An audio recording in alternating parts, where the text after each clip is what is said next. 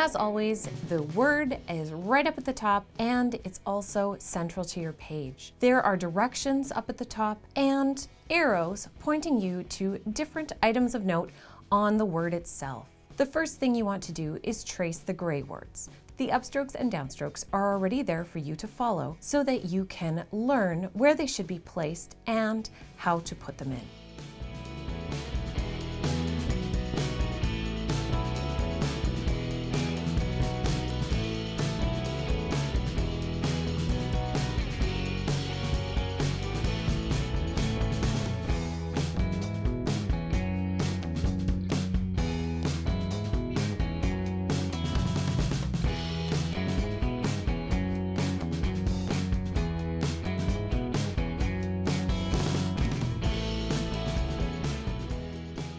Next, go down to the dotted lines. Here, you're going to be tracing, but it's your job to add in the upstrokes and downstrokes.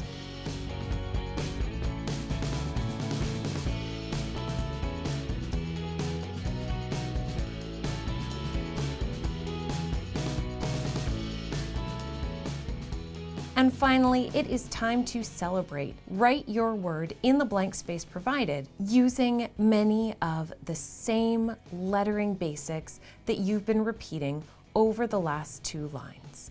As you flip to the back of your worksheet, you'll see the add-on, where we take the basics that we've already done for this word and switch it up a little bit by adding a flourish or other lines to make the word a little bit different. You'll see those added lines in black and the portions that are the same as the other side of this worksheet in gray. Trace over all of it together, learning those upstrokes and downstrokes again for your new strokes. Next, take it down to your dotted word. Down there, you need to add on the upstrokes and downstrokes yourself as you trace through the word, again, gaining muscle memory from the worksheet.